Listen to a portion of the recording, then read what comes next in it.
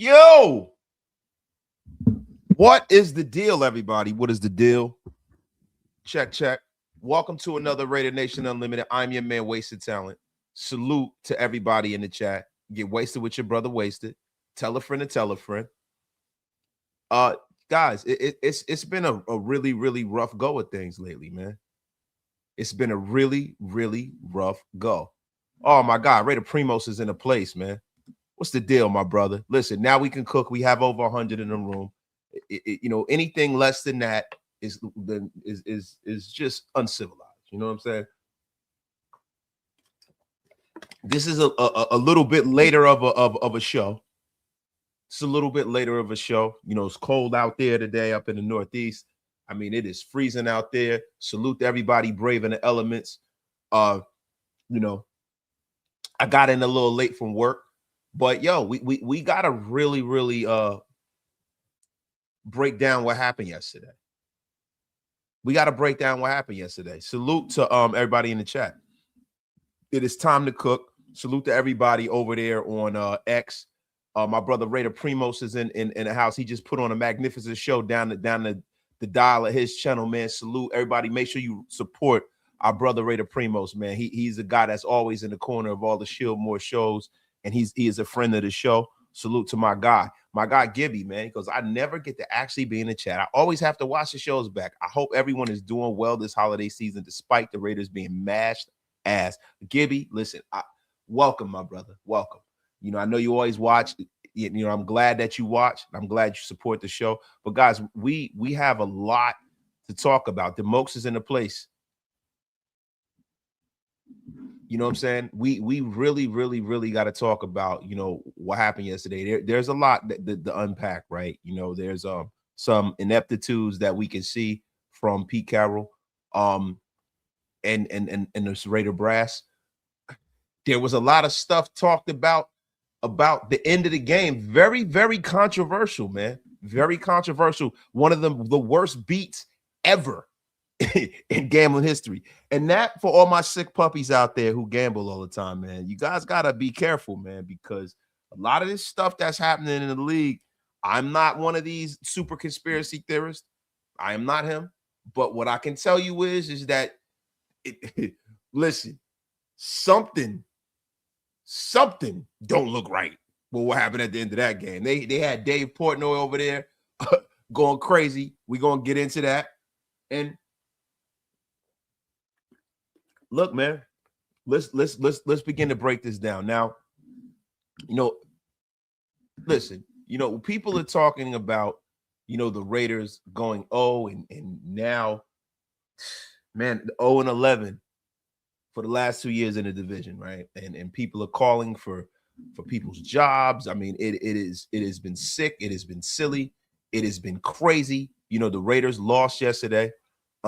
And we didn't really have a whole lot, you know, from a team aspect to really, you know, feel comfortable about, right? But there were some bright spots to the game, right? Because we all know the outcome of the game. We'll get into the numbers and histrionics of the game, right?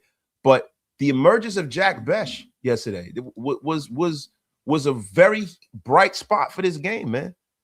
I mean, look, he's our second round pick. And I'm gonna be real with you. A lot of people are wondering why, right? There were so many other people that people felt like the Raiders could have taken, but I like Jack Besh. You know, I liked him going into the draft. I have high hopes for Jack Besh. And yesterday he kind of had a nice little breakout game, man. He had a nice little breakout game, man. And you know, I hope there's more of that to come. Now, on paper, you know, Besh was a solid addition, you know, to the team, but through the first 12 games of this season, he really did not have much impact on this team, you know. And I love the fact that he was out there catching a football, blocking, you know, being a possession receiver that he is. And really, the kid is more than a possession receiver from what I saw yesterday. You know what I mean? He's looking like a guy that, to me, looks like he can be a Cooper Kupp kind of player, man. And I know that is a big ask for a guy like that, man. Now, getting to Jack Besh yesterday, man, you know, he freaking had 6 receptions, 50 yards, a long catch of 17. He had 6 targets and caught all 6 of them, man. You can't ask for more. This is a kid. You have to get more touches. Brock Bowers yesterday was as advertised. 4 catches, 46 yards, 11 yards of reception, 1 touchdown, 5 targets. And man, we had a Cedric Jackson sighting, man. 1 target, 25 yards, touchdown, man. Got his first touchdown of his career, man. So look, man, when you start talking about the Raiders, man, you can start penciling in Jack Bech as one of the guys who are, firmly entrenched in the future of this team. Yo, salute to my guy, Roshak, 24, in a place, man. But yo, there was several other things that happened, man. Several other things that happened yesterday that are going to have an impact on the Raiders. Now, with the Raiders losing, that puts the Raiders for right now in second place, right? So we got to ask ourselves something, right? There were a lot of people, and I asked this question yesterday on the show. Where are you guys as a fan base right now? Like we're such a bad team. We don't really have to tank, right? But there are a lot of people that do not want to see the Raiders win another game this season, man. There were a lot of people, man. So right now the Raiders sit currently second in command when it comes to the draft order. And I gotta be real with you. I really do not want to get too deep into this because look, man, we don't necessarily know what's going to happen for the rest of the season. Now, the good thing about this is the Raiders do play the Giants. Win percentage is the same. Tennessee is 2-11. We beat Tennessee, but they have the strength of schedule, and that is fluid. And that's the reason why I don't like looking at this. Not until we get some definites here. Not until we get some definites, right? New Orleans winning that third game kind of takes them out. And it's crazy, man. If you look at the rest of the league, man, there's a lot of bad football being played, man.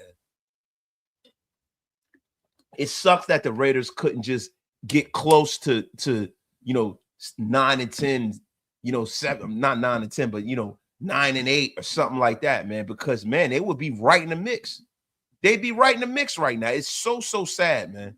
So sad, yo. My guy, Raider Primos with the $10 slappy, keeping the lights on. These young players in this Spytex draft class making Pete looking like a fool. Hopefully we get to see them better week to week, although Rodgers wasn't ready, huh, Pete? Yeah, man. Listen, bro, and we're going to get into that. We're going to get into that. We are going to get into the fact that, Pete Carroll is looking like, the game has passed him by. Now, I want to say this, and I know a lot of you guys don't agree with me. And really, to be honest, I really don't care, man. I am not a guy who is screaming from the mountaintop to fire Pete. I don't really want Pete to come back next year because of the fact that I feel like his ideology, his timeline, some of the decisions that he's made when it comes to the coaching staff and the roster don't line up with what we need, on this team. We need for Pete to gracefully bow out. We need for Pete to gracefully bow out. But I don't feel good going on the air and dogging Pete Carroll because I like Pete Carroll and I respect Pete Carroll. And I think Pete Carroll has been a very, very good coach. But the Raiders, this is not a quick rebuild. This is a slow burn. This is a situation where you need, to have a coach that is subservient and has to report back to the GM. You can't have a situation where you have a power struggle with a bad team. And I think that some of the things that have happened in the last few weeks is showing you that power struggle is here. Caleb Rogers not playing to any of the coaches, a fireable offense. The guy had a phenomenal game yesterday. He had a phenomenal game yesterday. And look, man, that's on Pete. You go and you're saying like, hey, man, this guy isn't good enough because of the way he practiced. And he goes out there and pitches a shutout yesterday. The guy didn't allow a pressure yesterday. 30 snaps. He played phenomenal. And he's exactly as advertised. He's exactly the kind of player that I've been saying all season. Every time I go on other shows, I've been all over the place. When we do our over here, we do the Graphic Wasted show, right? When I do my solo shows, when I'm on Big Mike's channel, when I'm on Hammer's channel, when I'm on JT the Bricks channel, Caleb Rogers has been the guy that I've brought up constantly. And the fact that Pete Carroll has not played him until now is shameful. It's shameful, and it shows you, the delineation between what he was and what he is. This is a man who is looking like he is more than willing to double down on bad decisions. There hasn't been one thing Pete has done this season that I can look at and hang my hat on and say that was the right decision. Even Caillou Blue Kelly, right, who is a Pete guy, and a lot of people, he's been much maligned. A lot of people have attacked him, right? Caillou Blue Kelly has strung it together in his weeks. But when you look at Caillou Blue Kelly, who is a young player, he's 26 years old, right? You would think that Darian Porter would be the guy that you would prioritize because you have more of a time to develop one of your draft picks. You would think that. Now, the one thing I can give Pete credit for is Eric Stokes. But after that, and some of Caillou Blue Kelly. But listen, emotion is the enemy of reason. Emotion is the enemy of reason, man. Like, he has looked very, very, very, very vulnerable lately. He has looked very emotional based off of the decisions that he's made. And I'm going to be real with you, man. This right here will be a dumpster fire with a coach that has Pete's mentality. His mentality and the way our roster is structured does not line up. Now, look, this rebuild could take 2 to 3 years if you get it right. But the thing about that is that you got to get everything right. You got to get it all right. You got to get it everything. You got to get the draft picks right. You got to get the young guys out there to get some snaps. You have to draft a young quarterback, and you have to have a coach that is on board with what's coming from the top of the organization and not fighting against it. The favoritism for his sons, the favoritism and his lack of holding Geno accountable is something that this team cannot build off of. If you got a bunch of young players and they see that level of hypocrisy in the locker room, that is not good for anyone. It's not good for anyone. Salute to everybody in the chat. Salute to the 370-something of you guys in the room. Get wasted with your brother wasted. Tell a friend to tell a friend. Hopefully, this show can get up to 500 people, man. But you guys got to do that, man. Y'all got to share this thing out to all social media.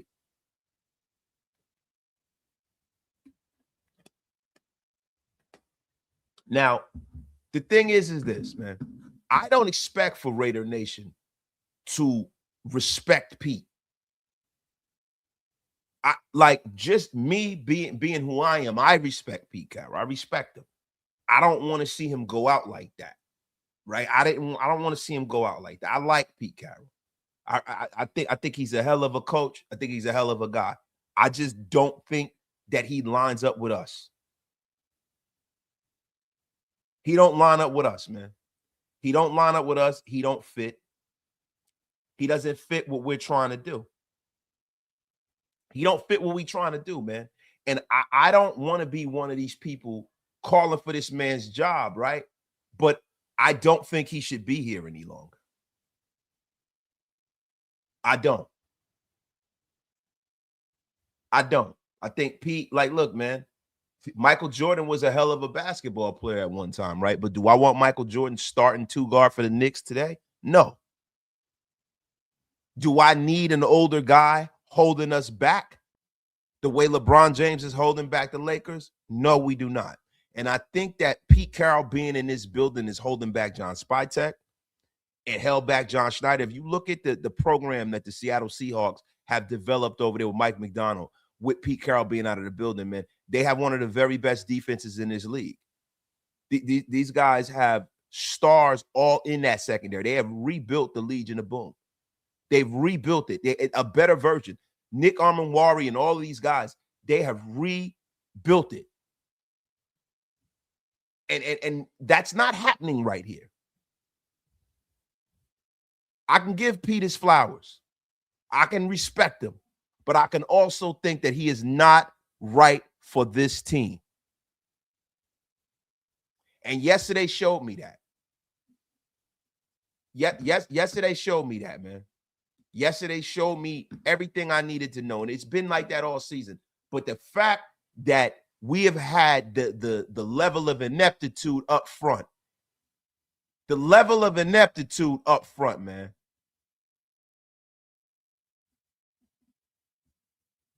Was ridiculous. The level of ineptitude up front this whole season is ridiculous. It's ridiculous, man. You know, and to have a guy that is playing at the level of Caleb Rogers right now, just the small sample size that we saw, I'm not acting like he's like John Hanna or something like that, right? But him playing at the level that he's playing, man, is man, it's damn near a fireable offense, man. It is damn near a fireable offense, man. Now, we can look at the splits yesterday. Stone Forsythe gave up 2 sacks, 3 hits, 5 pressures. Now, this is a Pete Carroll guy. Dylan Parham, 0 pressures allowed. Alex Kappa. Now, this is a Pete Carroll, John Spytek special, right? Gave up a sack, a hit, 2 pressures. Caleb Rogers, rookie, 0 pressures allowed. 0. Why the hell is this kid haven't been playing? 0. Roshak wasted the dawn of content, fire content. My brother, appreciate you, my dog. Thank you, bro, for keeping the lights on. My brother, Rudy DeVeruto. Big Mike's words ring true. He said, I am not excited about the Pete hire. 10 years ago, yes. Now, no. Those words do ring true to this day. Pete and his sons must go. Yeah, man. It doesn't seem like something that lines up, man. It doesn't. My God, the smooth is 79. Wasted. You said it the best a while ago. We don't need to bring in no more has-been players or coaches. Bring in some new talent. Yeah, man. Yeah, man. Yeah, I'm not in favor of that at all. I'm not in favor of that. I don't want to see, you know, the worst version of something that was once great. You gotta, yeah, that's right, Preem. You gotta build your own identity, man. You gotta look to the future. The greatness of the Raiders in the future is not in anyone else's past. It's not another Super Bowl's past. It's none of that. Now, look, when we start talking about this Raider defense, man, this Raider defense also has had some young talent kind of give this team a kind of a shot in the arm. The defense didn't play great yesterday, but look, man, Max Crosby, 5 pressures, a sack, 2 hits, 12% win rate. Tyree Wilson, 3 pressures, a hit, 25% win rate. Looked pretty decent. You know what I mean? Didn't really get to the quarterback. Tonka Hemingway, 3 pressures, a sack, and a hit. Why the hell hasn't Tonka Hemingway been playing? T-Book, 2 pressures, a hit, 70% win rate. Malcolm Kuntz, 2 pressures, a hit. Man, Charles Snowden, a pressure. Isaiah Palmal, pressure. Jeremy Chin, a pressure and a sack. Jeremy Chin has been balling. That's another good decision by this regime. Devin White, a pressure, and Adam Butler, a pressure. Now, you know, Devin White, man, coverage grade. Devin White kind of got abused out there yesterday. 12 for 12 on Devin White, 72 yards, 104 QBR. Jeremy Chin, 5 for 5, 85 QBR. I mean, Jeremy Chin's essentially a linebacker. I think it's about that time. Darian Porter, 3 for 6, 34 yards, 2 pass breakups. Playing another young guy that should have been playing all season. Eric Stokes, 3 for 4, 24 yards, 89.6 QBR. Isaiah Palmal, 15 yards allowed, 84% QBR, 2 for 3. Jamal Adams, 2 for 2, 7-yard QBR. And you know, I'm not gonna belabor you guys with the rest of these guys, man. You know, the Landon Roberts of the world, the Devin Whites of the world. You know, Devin White and Landon Roberts, man, yesterday, we're getting taken to the woodshed a little bit, man. Had 4 missed tackles, but Devin White got busy with the tackles. I think Devin White, you know, I think Devin White had like he had an exorbitant amount of tackles, man. I think he had like 19 tackles. He kind of went crazy, yo. He kind of made it look crazy, man. Salute, man. Salute. You know, Devin White, you know, look, he is what he is. He's a tackling machine, but in coverage, he's been getting abused, man. He has been getting abused, man. Salute to everybody in the chat, man. Yo, my dog Surfer Bob. I'm listening to Bobby Womack's greatest hits I watch. He's awesome. You guys are just wrong. Listen, bro, Bobby Womack was a good artist. He was okay, but he was a bad person, bro. My guy, Rich Mitchell. G, love the show, Wasted. Pete dying on the hill for dying on him or shield for Geno is coaching malpractice at his highest level. Pete should retire and take Geno and his sons with him. Raider Nation for life. Yeah, man. That's pretty much the consensus right now, yo. Wasted.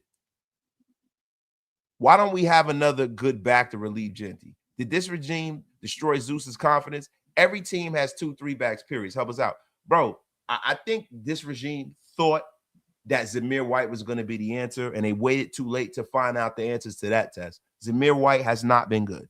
He's not been good, and they waited for Raheem Mostert to come back, you know, bringing in another has-been guy, and it's been a marketable failure, man. This is another bad decision by this regime. Another bad decision, right? So now the bloom has come off the rose, and we got to sit back and we got to hope that the Raiders are in the market for a quarterback, man. You know, it's the only metric. Now, guys, today we know what happened in the game. We'll break it down a little bit, right? But more so, the thing that I really wanted to get into is and thank you, my brother. Thank you. Appreciate you, bro. This the draft hat. I forget what year. I think it's the Detroit year. It's the draft hat. But what I really wanted to get into, right, is this QB class. This QB class, my guy Primos, man. Definitely. I want to get into this QB class, right? So, guys, you know, Fernando Mendoza is a kid that a lot of people were not big Fernando Mendoza people. A lot of people, you know, think he's corny. They think he's not that good, this and that. But let me tell you something about Fernando Mendoza, right? And let me tell you why I feel like he is the guy that we need to bring in here. He is the guy that we need to bring in here, man. And I'm gonna tell you guys why, right? Because look, this kid, and if we start talking about how many games and how many snaps and what he's done in college football, you know, the 2023 season, right? Fernando Mendoza was at Cal. He's a freshman. He played 9 games. He had 153 completions, 243 attempts. He had 14 touchdowns, 10 interceptions, 7 yards an attempt. 2024 at Cal. Played 11 games, 265 completions, 68.7 completion percentage. 386 attempts, 16 touchdowns, 6 interceptions. Super efficient. Then now he's in the Big Ten, 13 games, 33 touchdowns, 6 interceptions, 10.66 yards an attempt. He's only got one. His interception percentage is 1.9.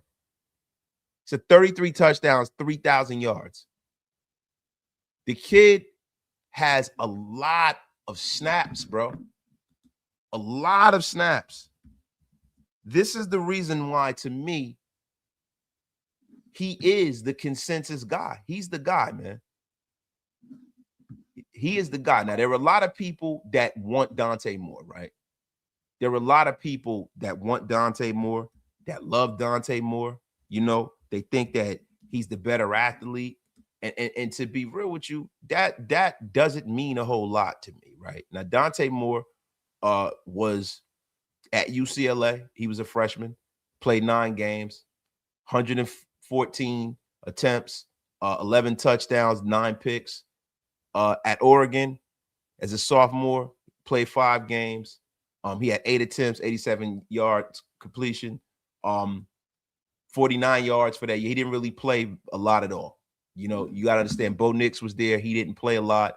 You know, he played out of necessity at UCLA. He played under Chip Kelly, right?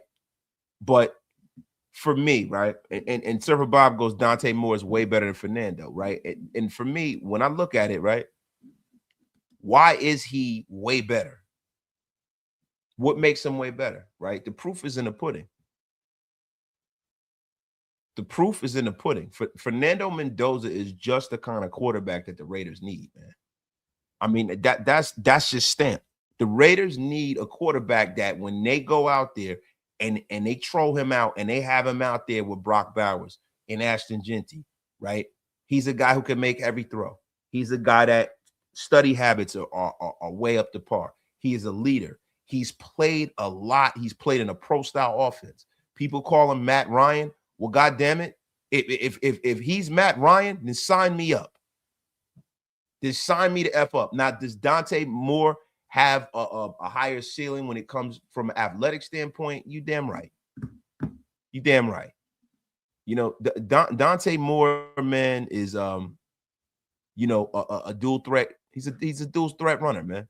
He's a dual threat runner, you know, and a lot of people like that. But to me, I want my quarterback to quarterback. I want my quarterback to be able to throw guys open. I want my quarterback to be able to read defenses. I'm not saying Dante Moore can't do that, but I know that Fernando Mendoza has a lot more time doing that. Now, a lot of people like Ty Simpson. Ty Simpson is too green for me. Ty Simpson is too green. He hasn't played enough for me. For me to take you with the first or the second pick, I got to see a lot of game tape on you. I got to see how you play against the best of the best competition. Fernando Mendoza went out there and beat Ohio State, a pro-style defense. You got a whole bunch of guys that are going to be playing at the next level, and he shined his brightest, man. He shines his brightest, man. You know, I think Ty Simpson's a little green. I don't think he should come out, if I'm being real. Salute to everybody in the chat. Get wasted with your brother Wasted. Mendoza is Peyton Manning coming out of Tennessee with mobility, same size, great mechanics. Yeah, he's not Peyton Manning, though, bro. He ain't Peyton. Nobody's Peyton Manning. You know what I mean? Bo Rock, what's my gut say about Pete being here next season? My gut tells me that Pete's not going to be here next season. I don't know if it's going to be ugly.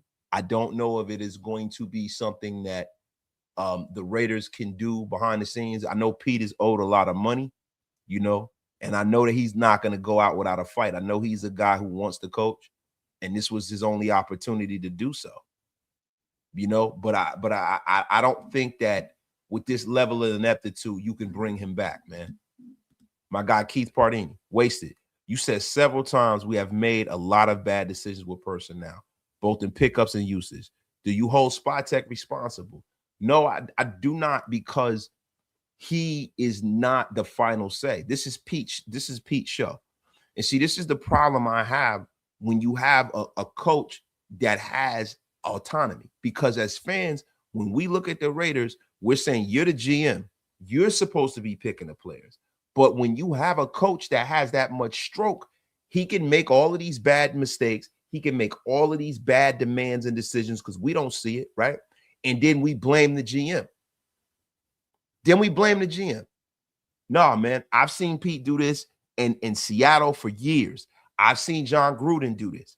I don't want any more situations where I got a head coach that has say over the roster at that level. Because if you look at it, you talk about these decisions. Pete, Spytek drafted these guys. Pete's not playing them. Pete wanted Geno Smith. He went out there and tried to make that happen. Pete brought in Stone Forsythe. That's his guy. Caillou is his guy. These are his guys, bro.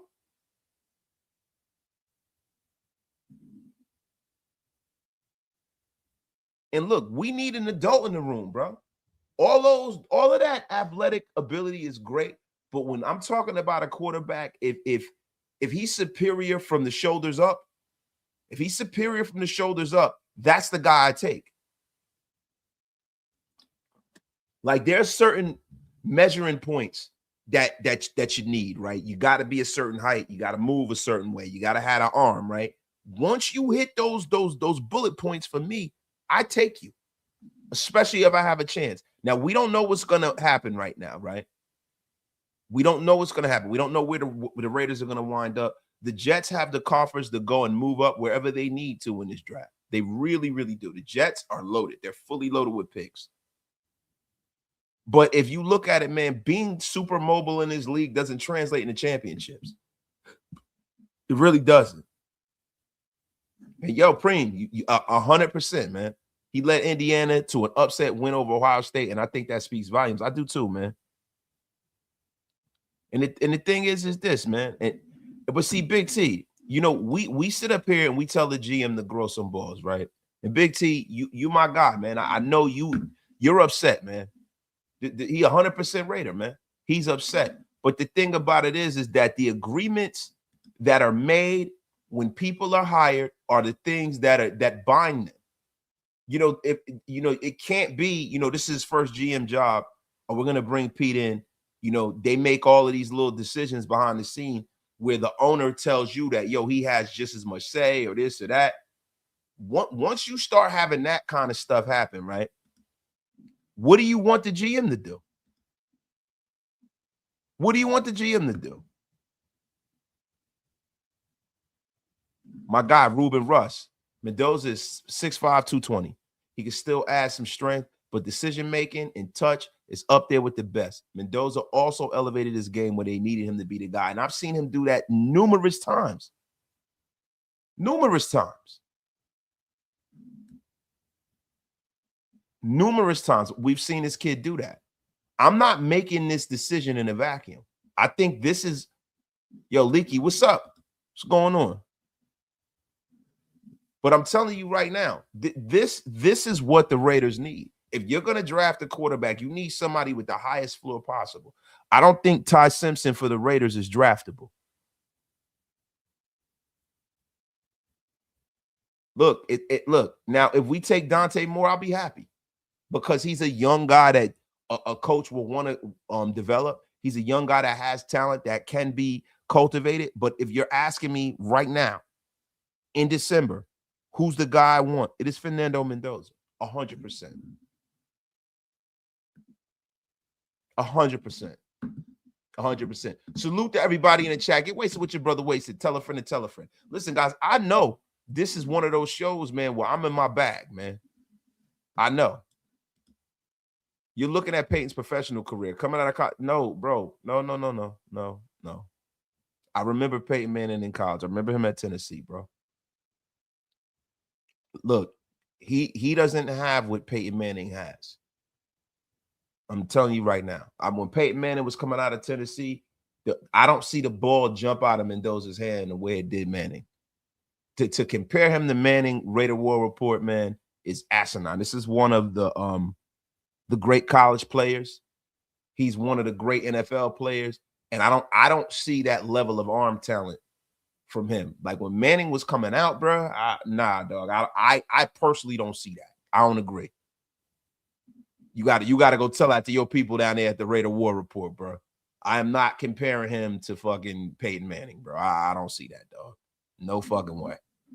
Look, do I think he can be a great player in this league? Maybe one day, yeah. But Manning right out the bat was, and I'm not just talking about the pro career. Him coming out, him being the #1 pick, bro. He would have been a #1 pick his junior year. He just didn't want to play for the Jets.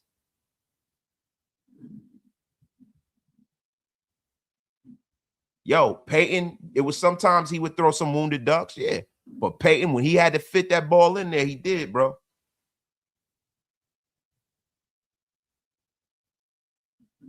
Yeah, and see, this is the main thing. Now let's get back to Pete Carroll. Pete Carroll looked defeated at the press conference. Geno Smith got knocked out. Kenny Pickett came in. He looked pretty good. I'm going to be real with you, though. I think too little, too late. Too little, too late. Yo, keep Kenny Pickett out there, man. Keep him out. Not Kenny Pickett, but, yo, keep Geno Smith out there, man. It's too little, too late, man. I don't want to see Kenny Pickett at this point. I'm sorry, man. My guy, Ruben Russ, with the $5 slap of room. Drafting a QB is always a gamble. Might as well choose one with production and size. He seems like a leader, a little corny, but it seems to work. Bro, look, in Las Vegas, we don't need our quarterback to be swaggy. I don't need my quarterback to be doing this. Listen, and I love Shador, right? And I don't mind the swagger, but I am going to be 100% with you.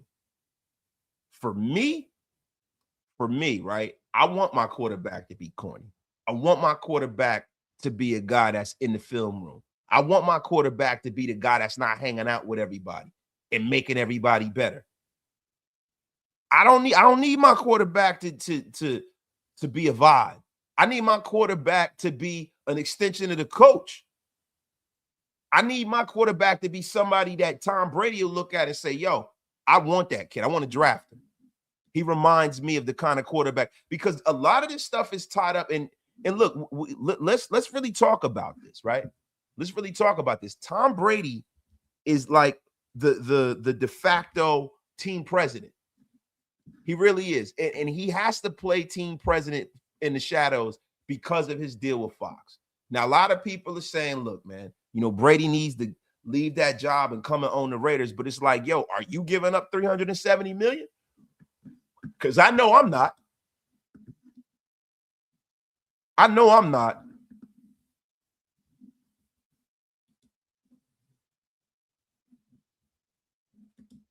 DeMokes, listen, man. Let me tell you something. All of that clowning today, we ain't got no time for that today, DeMokes.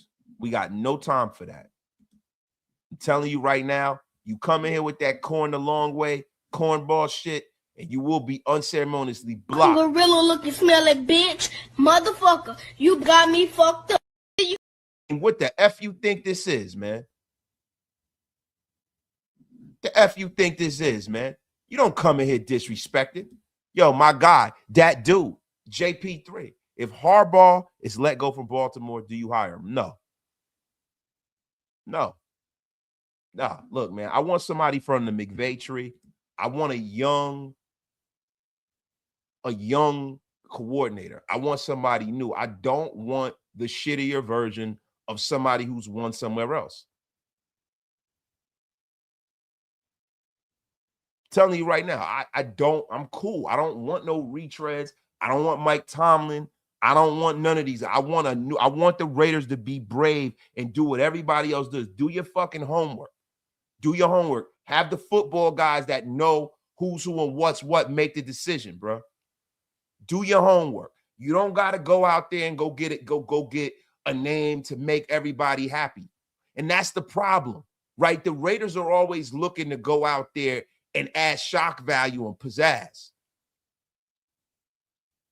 We don't need that shit. We need somebody that's going to get the job done. Because let me tell you something. And I was speaking about this the other day. Allegiant Stadium has become a football theme park. You get to see a concert. People are jumping motorcycles and, dancing in circles and doing all of this bullshit. They're doing everything but winning football games. It's like a museum of the greatness of the Raiders past. All it is a theme park. It's like Universal Studios. It's an attraction. Everybody from out of town brings their woman there because they know that their team's going to get a win, and they know that it's a good destination. But we don't know as fans that good football is going to be played. I'm sick of it. You got people, Pete Carroll's asking for the fans to support the team. Give us something to support. Give us something to support. We've been loyal, bro. We've been loyal. We've been loyal a long time. When are you guys going to give us a warm piece of the sidewalk? We need to create new greatness. All of that stuff that happened back in Oakland and Los Angeles is great, and it makes me happy. And I was around for a lot of it. But it's over. It's over. And it's a disgrace that Pete Carroll could sit up there and say the fans need to come and cheer. Give us something to cheer for. It's embarrassing. We've been loyal a long time. We've been watching a crap product for 2 decades. We're the only team that can't seem to kind of get things right. Every team have those ebbs and flows. Every team has it, where they have 3 or 4 down years. But guess what? They stay the course, they draft a quarterback, they hire somebody, and guess what? They turn it right back around.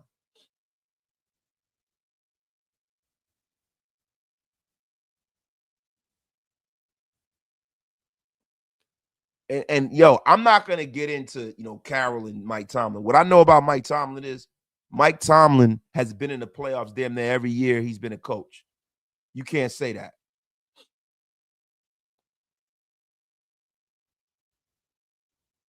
I mean, yo, people saying that Mike Tomlin is the worst coach in the league. You don't know football.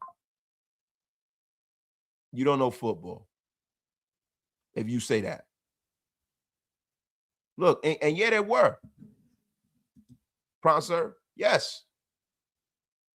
There were more Broncos fans than Raider fans, and that happens every week. That's not an anomaly, bro. That is pretty much what you can expect. I like Clint Kubiak pairing with Mendoza. Mendoza reminds me of Sam Darnold. Not too many overly elite traits, but good size, good decision maker, touch on the deep ball. That's all you need. It's all you need. It's all you need.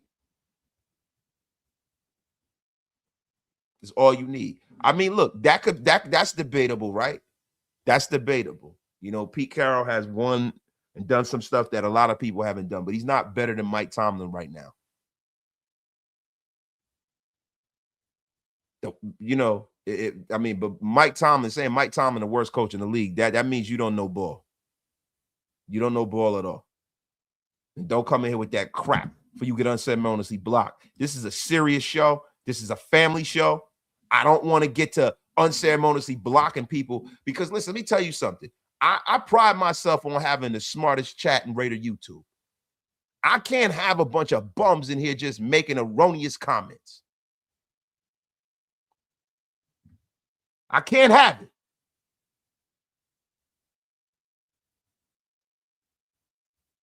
I can't have it.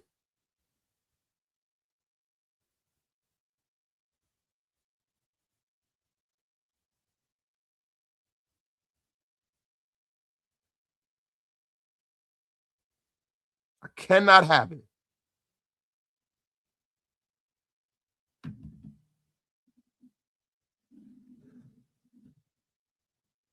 And look, and see, this is the thing, bro. It's not just about the fact that he's a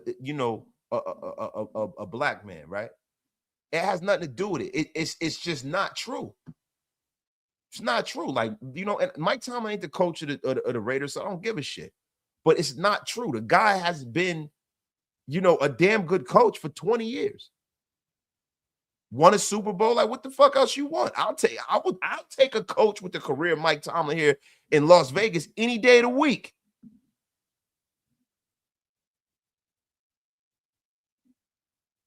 I mean, Pete Carroll was a great coach, but we're talking about today, man.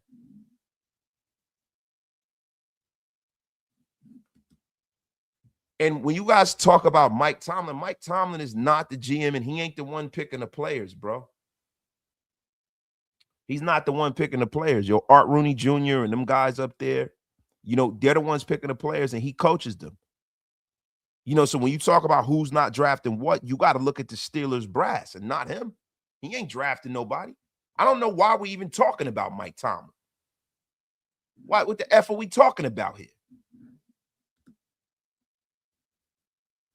80% of things people are saying about Tomlin, you could have applied to Pete prior to this. Tomlin hasn't been able to get it done at a stable organization. He definitely isn't going to get it done here. Look, I don't know why we're talking about Tomlin. I want a young coach. I don't want Tomlin. I don't want Harbaugh. I don't want a retread who has won somewhere else. I'm over that shit. I'm over it. 100% over it, man.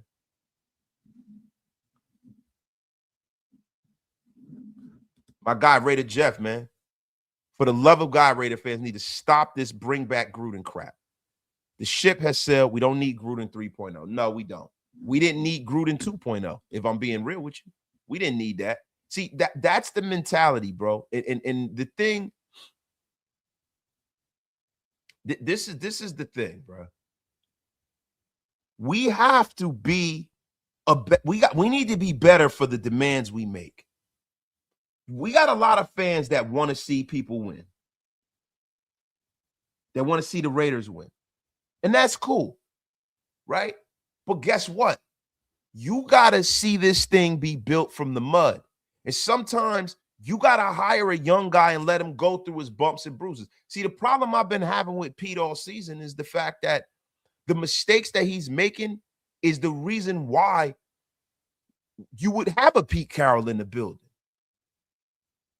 That's the reason why. You have, like, if we had a young coach here, right, and some of these mistakes have been being made, right, that would be something that you could stomach as a fan, because you're like, oh, man, next year he'll come back, he'll fix it, whatever, right? We'll fix it. We'll fix it. You can't say that with a 74-year-old coach. You can't say that with a 74-year-old coach.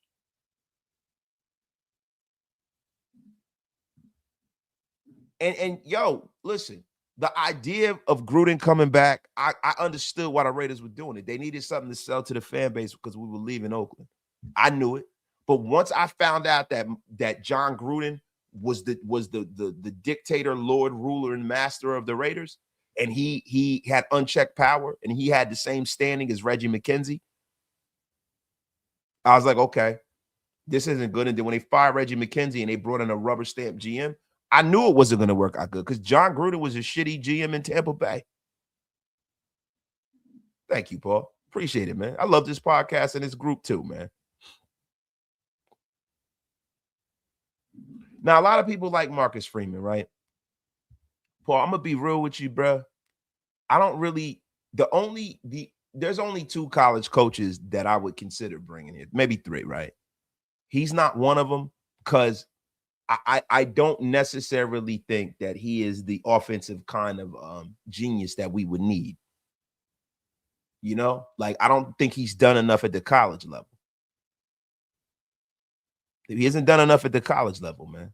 Clint Kubiak is one of them kind of guys that has done it on a lot of different levels, and he's here in the league. He understands the NFL game. He's going to hit the ground running. You give him a good defensive coordinator, he could hit the ground running, man. Shula is another one. Learning from up under the tutelage of Sean McVay. That is a guy that I'd sign off on in a heartbeat. I'd sign off on in a heartbeat. When we talk about bringing respect, right, and I get that, Paul, but it's more so about bringing the results that we need. I don't want somebody to come into the National Football League trying to figure it out. I want somebody that understands the NFL game.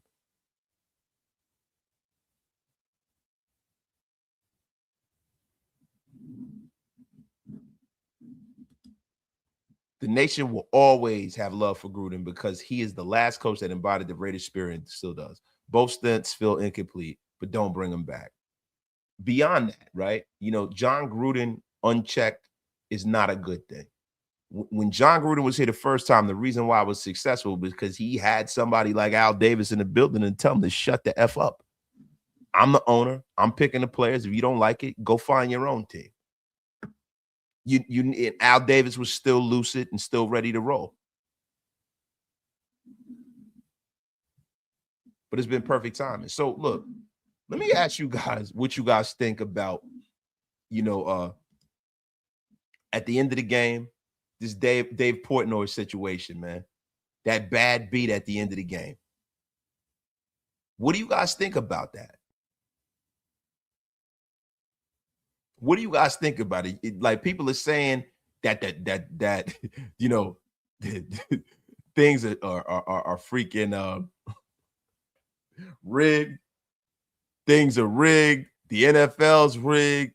I mean, what do you guys think about that, man? What do you guys think about that? I tell you what's not rigged, right? I'm gonna tell you what's not rigged. The results of playing young players, right? And this is one of the reasons why people are calling for Pete Carroll's head.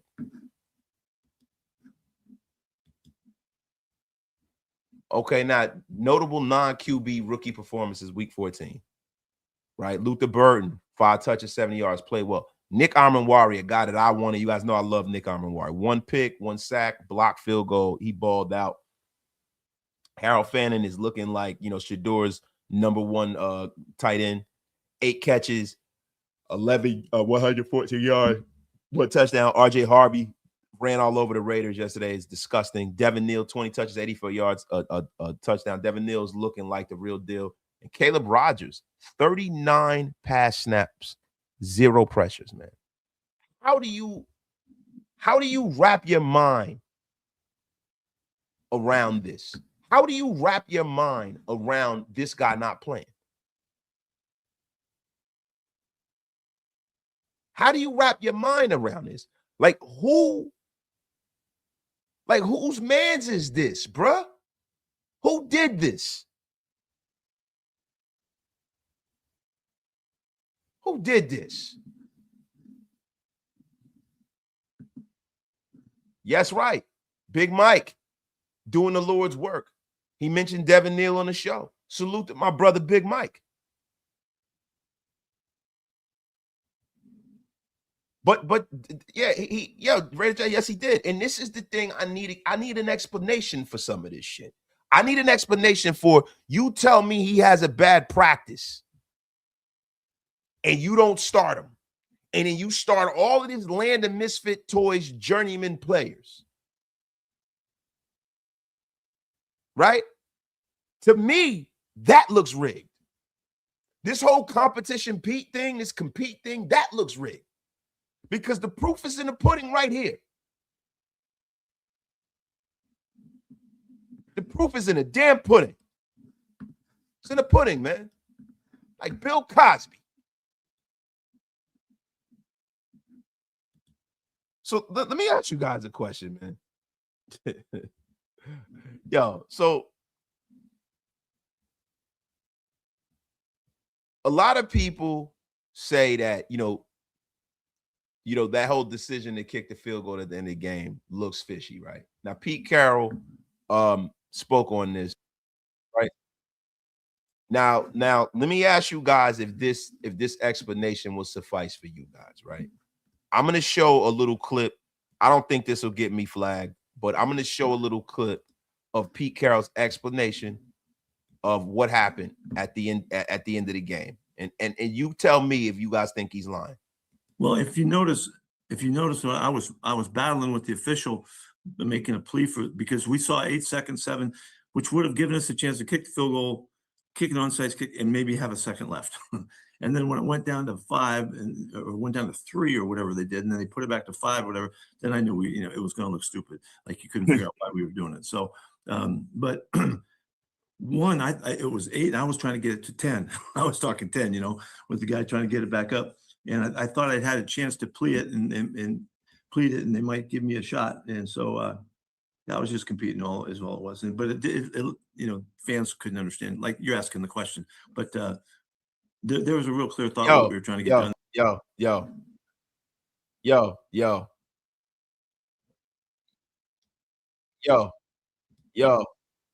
Let me ask y'all a question, bro. Let me ask y'all a question. My guy Fred Hampton is the place to be. Salute to my dog Fred, man. Let me ask y'all a question. Do y'all think that he's lying?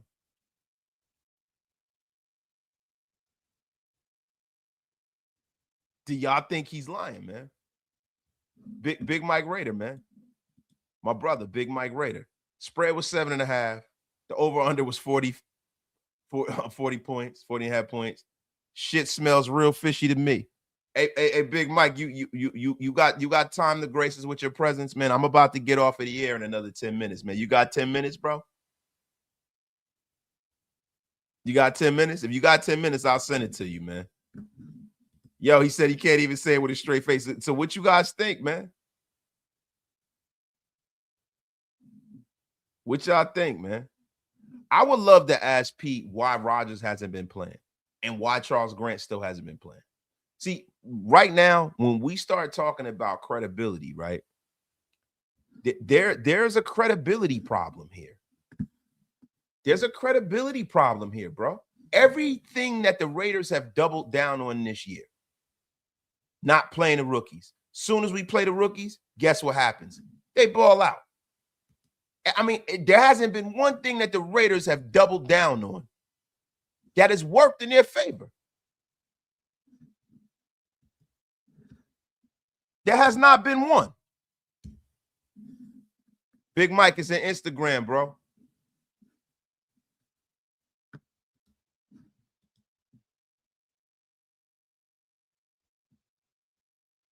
It's in Instagram, Big Mike. Salute to everybody in chat. Y'all, listen, we're going to rock for a couple of more minutes. We're going to get up out of here, man.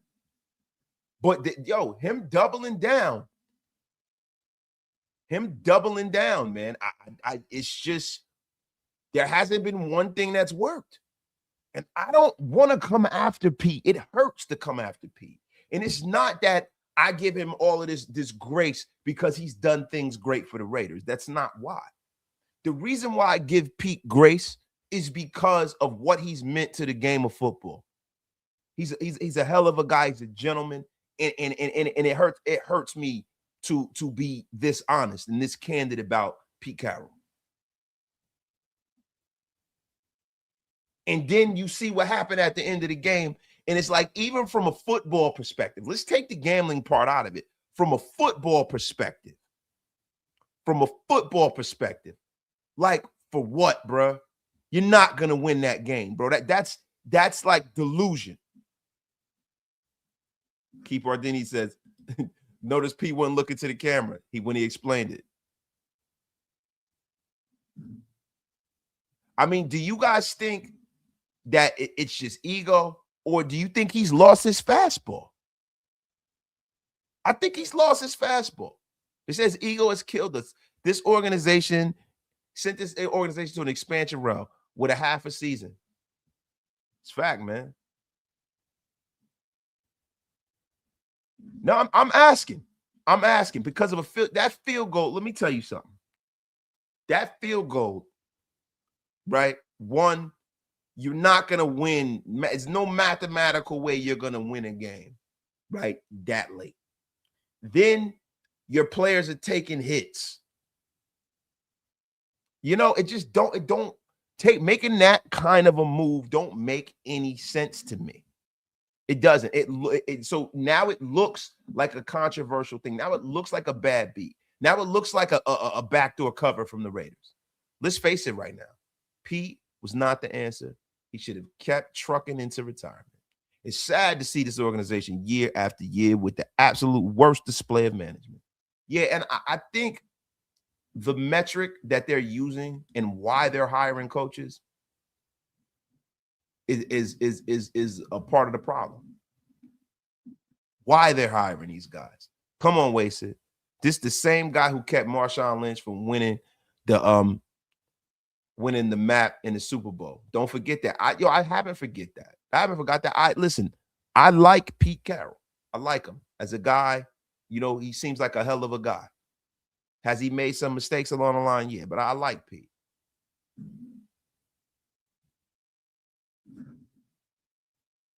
I like Pete, man. The shit takes time, y'all. If you're saying Pete ain't in after a half a season, you don't understand how this works.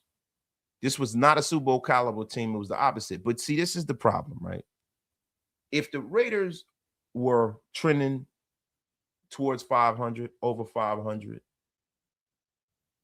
whatever, I'm with that. But it should work like that. When you go out and you go get a quarterback that you're saying is a playoff caliber quarterback. The organization is selling to the fan base like he was a top 10 rated quarterback. You go get a Hall of Fame coach. You have a defense that was a middle of the pack defense, bend don't break. You have a middle of the pack offensive line, right? And every decision that you've made since you've become the head coach of this team has taken this team and turned on his hell and made it categorically worse. Categorically worse. That's on you as a head coach. That shows that you've been out of the game and you are out of touch. That shows that you are a guy who probably shouldn't be coaching in this era. And I'm going to tell you guys what should be happening. What you should be doing is you should be getting with it or getting lost because Big Mike Raider is backstage and he's here. I mean, what the F is up with you guys? Big Mike, what's up, brother? Man, nothing much, man. Salute to everybody. Hey, yeah, that whole thing, bro, was a little fishy. I mean, we talked about it on Sunday, 7.5 point spread, 40.5 points. And then how it kind of happened was, I don't know if anybody was watching at that point. I watched it from beginning to end because I'm a real Raiders fan like that. And I'm just saying.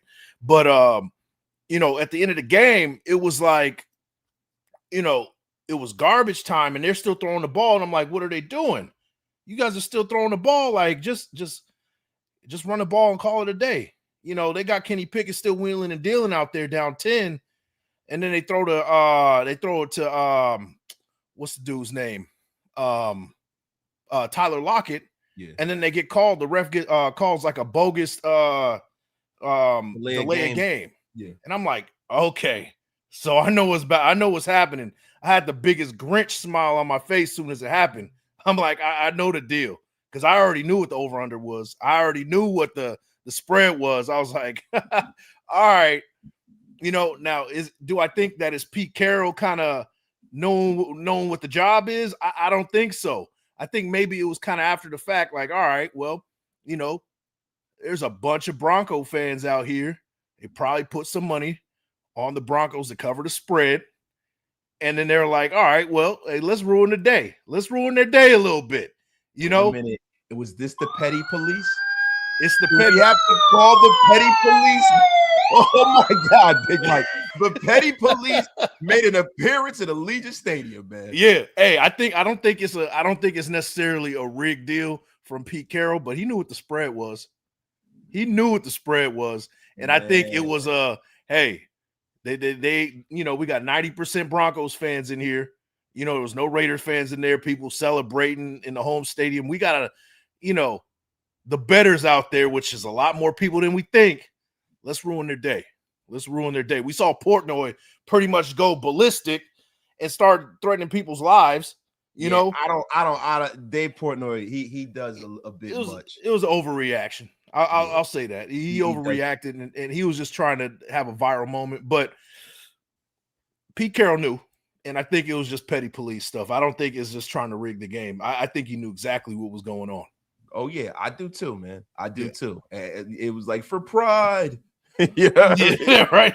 Yo, John Lavelle, 90. You don't want to call for his job because you are hopeful that he will step down. However, what if he doesn't? Then are you okay with them firing him? Yeah, I am okay with a move in a new direction. I didn't think that, it didn't make sense hiring Pete Carroll. Was I optimistic? Was I hoping that if we got and it was a whole lot of ifs, right? If we get the Pete Carroll that he's always been, if this, if that, right? If he doesn't have final cut. Now, everybody knows that I am never a guy who wants a coach that has final cut. Yeah. I don't want it. I don't need it. I'm always staunchly against it. And when you do have a coach that has final cut and the results are this putrid, right?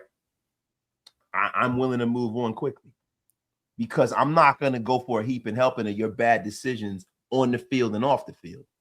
See, the thing is that, you don't get a chance to get grace from me when you're a guy who sat at the table and helped pick all of these players. You did that. You can't complain now. These are your guys. You want a stone foreskin. That's your guy. No.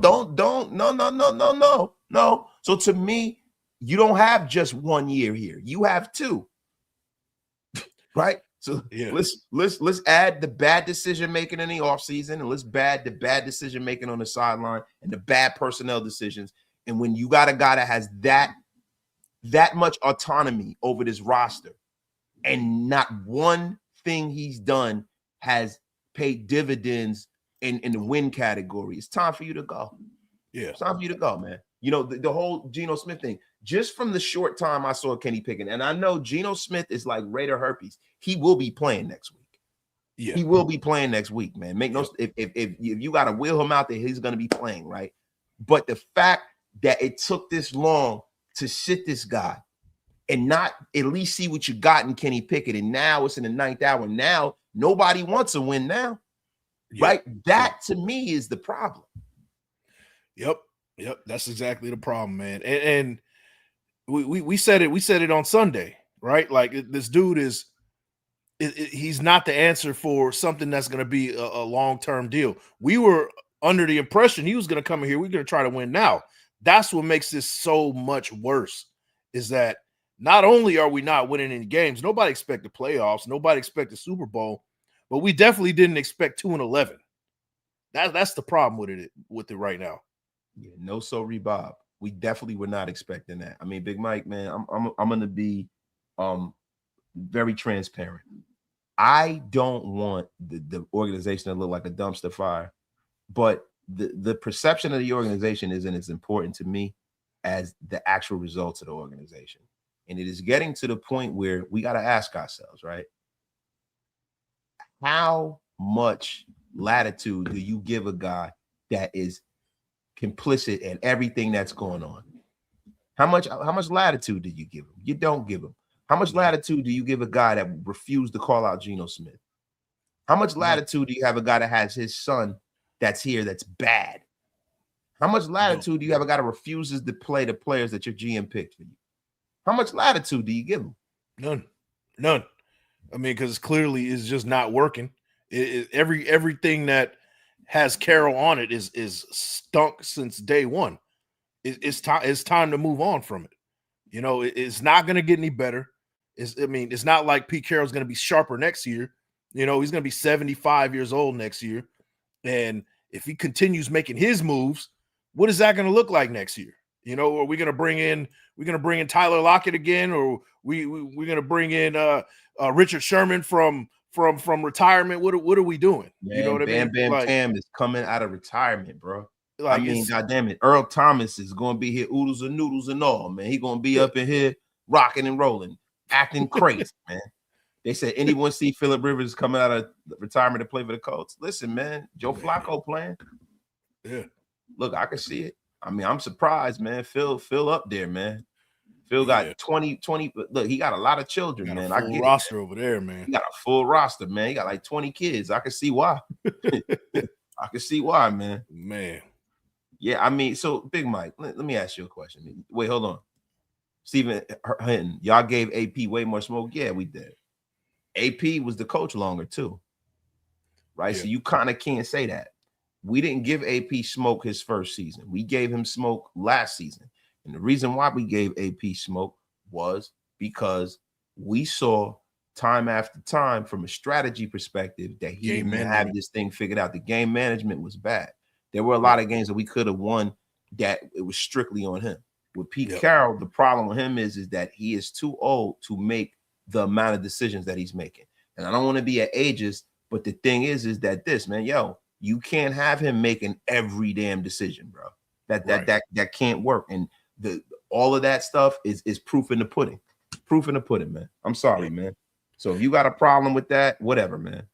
And you know what the problem is with the last couple of years is that we haven't been able to bring in anybody that we actually truly wanted as primary, our number one pick at head coach. You know, even with AP, we were looking elsewhere, you know, and it was kind of like a player, like a kind of appeasing the fan base type of deal. Yeah, but we tried to bring in a Cliff Kingsbury, and he didn't want any part of it. And then this year we tried to bring in Matthew Stafford and try to bring in Ben Johnson along with that. He didn't want no part of it. So it's almost like that's the problem, is that we're not bringing in that true number one guy, and then we're out of desperation bringing in somebody that their time has passed them, or they have no business being in the seat in the first place. Yeah, man. And that was the thing with AP. Now, this is the difference, right? For me, it's all about bringing in the right guy, Yeah. not bringing in the consensus number one guy that everyone says we should be bringing in, but bringing in the right guy. That's what it's all about. Drafting the right players. Not when you draft them, is if you drafted the right player. Did you bring in the right coach? Like, this is what this is all about for me. And I think people are missing that. So I just want the Raiders to turn the ship around. Hey, we made a mistake. Yep. Joe Bugle year, Mike White. But guess what? We need to head into a direction where we get some stability. The only way you get stability is somebody who's on the same page and like kind of, a young 40-something coach, young 40-something GM, 40-something, president of football operations, Tom Brady, even though he is not that, he essentially is that. Might as well be, yeah. Might as well be, right? This is what we need here with the Raiders, man. I mean, people would disagree, but we should have waited to the offseason to fire McDaniels. The organization showed potential head coaches that they listen to the fans' emotions too much. And yeah, there's a piece of that, right? There's a piece of that. It's a good There's point. a piece of that. There is a piece of that, and that's why I think they should wait, and they should probably have this thing figured out with Pete. Because I think the thing with Pete is academic, man. But it's time to turn the ship around with a new skipper. And Big Mike Raider, I appreciate you for pulling up, man. Sure. I'm running out of steam. This has been Raider Nation Unlimited Reaction Monday. We do this every Monday. I'm not gonna be yelling and screaming, bro. Like, this is academic. We know what this is, right? Yeah, man. Yo, wait. Okay, you're wrong. AP picked Kingsbury. He was basically signed. Mark Davis wouldn't give him a no. Look, that was what the story was told, but we always know that Cliff Kingsbury looked, and when he found out that the Raiders had no clear path to drafting Jaden Daniels, because that's what he wanted to do, because that's what he ultimately wound up doing. Cliff Kingsbury made up some cockamamie excuse to not look like an unhireable douchebag. But when he came to the Raiders and saw what he was going to have at quarterback, he's like, man, I'm not fucking my career up like that. I've been, like, you know what I'm saying? I've been out of coaching. I sat back. I waited. I got a lot of money. I was a head coach and was fired, and I got guaranteed money. Remember, he was traveling to Thailand and all of that shit. I remember he had the milked out crib in the draft that year. Yeah. I remember it. His crib was fly. I love this house, man. Shit. But that's a good point. What you said about the coaching position for the Raiders is this is a place where your career goes to die. It seems like, So why would anybody who's a hot name want to come in and risk any of that? Why would Ben Johnson want to come in and risk his chances to ever be a head coach again in this league? Why would Cliff Kingsbury come in here to be an offensive coordinator to eventually move back up the ladder to be a head coach, and it just doesn't work out? Now he's back at the bottom of the totem pole. Like, that's kind of where we're at with it. And most likely, when you look at these coaches, right? You look at anybody. It's not just the organization, bro.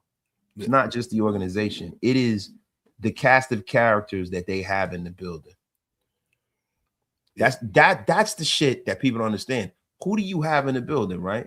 Yep. Like, right, he goes, it's why guys like Liam Cohen and Todd Monken didn't even pick up the phone. Yep. Right. And John Spytek has a relationship with Liam Cohen because there's no quarterback in the building. That's why the most important thing that needs to come out of this draft is the Raiders get a young, talented young quarterback. No more Band-Aids. You ask yourself why the Raiders haven't been good, and you need to point to the quarterback metric. That, and we talk about this all the time. I'm not going to belabor the point. I think it's time for me to wheel the train back into the train station. Big Mike Raider has pulled up to save the show, added value as usual. Unceremoniously blocked. I don't know why he came in here with his nonsense, but we had to get him the F up out of here. Get him the F up out of here. I don't know if DeMox is going to be allowed back on Raider Nation Unlimited, man. I mean, what look, it's crazy. I'm being attacked by bots, man. They know that this is such fire content, man. They know it, man. Yeah, they've been heavy today. Yo, they said it's time for a classic, terrible mock draft on the way out. Bro, mock draft, bro. I ain't ready for none of that. I'm not ready for that, man. I don't feel like doing it. Guys, listen. You guys have a great night. I'm out of here. Big Mike, thank you, my brother. Sure, for adding value as usual, man. You guys have a great night. We're going to be back at you this week. I think, man, you know, Big Mike and I, man, you know, we might have to get down on his channel if he feels like doing some content. If he rolls the red carpet for me to come down, you know, Man, and anytime, Big bro. Mike Come fleet. on. You know, and we're gonna keep this thing going, guys. We're not gonna leave you guys abandoned. I know you guys love talking ball, even though the day is the darkest. We will be here grinding for every single one of you guys. You guys have a terrific night. Have a great and powerful night. It's 9 o'clock. I have a meeting in the morning, and I gotta go to bed. All right, man. Y'all peace.